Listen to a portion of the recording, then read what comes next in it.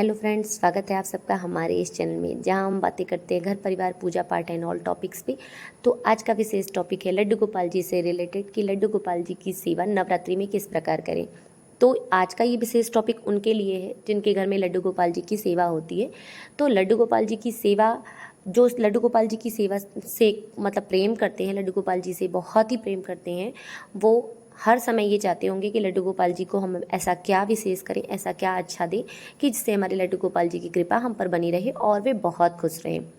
तो आ रही है नवरात्रि, तो इस नवरात्रि में ऐसा क्या विशेष करें लड्डू गोपाल जी के लिए, आज इस वीडियो में इसी के बारे में बात करेंगे। तो देखिए, लड्डू गोपाल जी यदि आपके घर में हैं तो उनके लिए कुछ ना कुछ विशेष आपको नवरात्रि में करना चाहिए। तो इसी से रिलेटेड एक टॉपिक है कि आप लड्डू गोपाल जी के लिए ऐसा क्या क्या कर सकते हैं। तो ऐसी बहुत सी चीज़ें हैं आप जो लड्डू गोपाल जी के लिए कर सकते हैं। तो फर्स्ट ऑफ ऑल, सबसे पहले मैं बता दूं कि जैसे आप वस्त्र निकालते हैं, 9 दिनों के 9 स्वरूपों की जो है पूजा होती है, तो उस हिसाब से 9 रंगों की भी जो है विशेषता है। और कौन सा रंग किस दिन पहनना है इसका मैंने वीडियो डाल रखा है पहले ही, वीडियो मतलब चैनल पे, उसको आप जाकर देख सकते हैं, मैं लिंक डिस्क्रिप्शन में दे दूँगी। तो इस हिसाब से आप जिस तरह से अपने लिए ये कलर चूज़ करते हैं, उसी तरह से लड्डू गोपाल जी के लिए भी ये कलर चूज़ कर सकते हैं। मतलब कि निकाल कर रख सकते हैं उनके वस्त्र कि हाँ, मुझे first day, second day, third day, ऐसे 9 दिनों तक लड्डू गोपाल जी को कौन से कलर के, किस दिन कौन से कलर के वस्त्र पहनाने हैं, तो ये आप डिसाइड कर सकते हैं। तो ये एक विशेष प्रकार की सेवा होती है कि उनके लिए उनके मन मुताबिक उनके हिसाब से कलर चूज़ करके जो है डिफरेंट कलर में उन्हें अच्छा सा तैयार करना, और उसी हिसाब से उनके लिए ज्वेलरी और उनके श्रृंगार का सामान, सारी चीज़ें निकाल कर रखना ताकि उन्हें पहनाने में या पर डे उनकी सेवा में दिक्कत ना हो। देखिए, वैसे तो सेवा उनकी पर डे जो विधिवत होती है उसी तरह से होती है, क्योंकि लड्डू गोपाल जी की जो सेवा होती है ना, वो बाकी जो है विग्रह बाकी भगवान जी की से थोड़ा सा डिफरेंट होती है। मतलब इनकी पूजा में भोग वगैरह थोड़ा सा डिफरेंट होता है। आई होप आप सब समझ रहे होंगे, आप सब जानते होंगे जिन जिन के घर में लड्डू गोपाल जी की सेवा होती है। तो उस हिसाब से वो सारी सेवा, जैसे स्नान, इनके वस्त्र, भोग, इत्र सेवा आदि जो भी इनकी सेवा चलती है, वो यथार्थ चलेगी। जैसे ही आप पर डे करते हो उस हिसाब से चलेगी, उसमें कोई जो है संशय नहीं है। इसके साथ साथ आप 2-4 सेवाएं और एक्स्ट्रा जोड़ सकते हैं जिससे इन्हें भी अच्छा लगेगा और फेस्टिवल का लुक भी, मतलब आपके भगवान जी, कहने का मतलब है कि आपके लड्डू गोपाल जी के मन में भी जो है त्यौहार का एक भाव रहेगा, आपके मन में भी एक त्यौहार का भाव रहेगा। तो इस हिसाब से आप ये काम कर सकते हैं।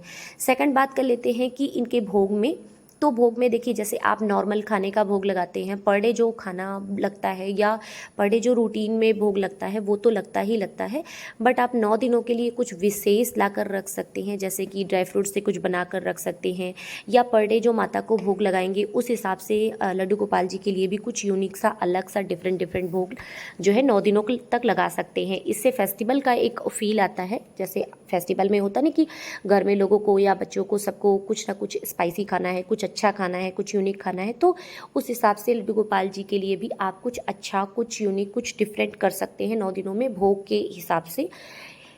तो ये एक सेवा, आप ये सेवा भी कर सकते हैं। थर्ड नंबर पे बात कर लेते हैं कि भगवान जी के श्रृंगार में, तो भगवान जी के श्रृंगार में भी आप उन्हें जैसे एक दिन चंदन का श्रृंगार दे दे, एक दिन जो है अष्टगंध का श्रृंगार दे दे, एक दिन राधा गोपी चंदन का श्रृंगार दे दे। इस तरह से आप इनके श्रृंगार में भी थोड़ी सी जो है डिफरेंट उसको लुक को कर सकते हैं, और थोड़ा थोड़ा आप चेंज कर सकते हैं इस हिसाब से। तो ये सारी सेवाएं आप लड्डू गोपाल जी को दे सकते हैं।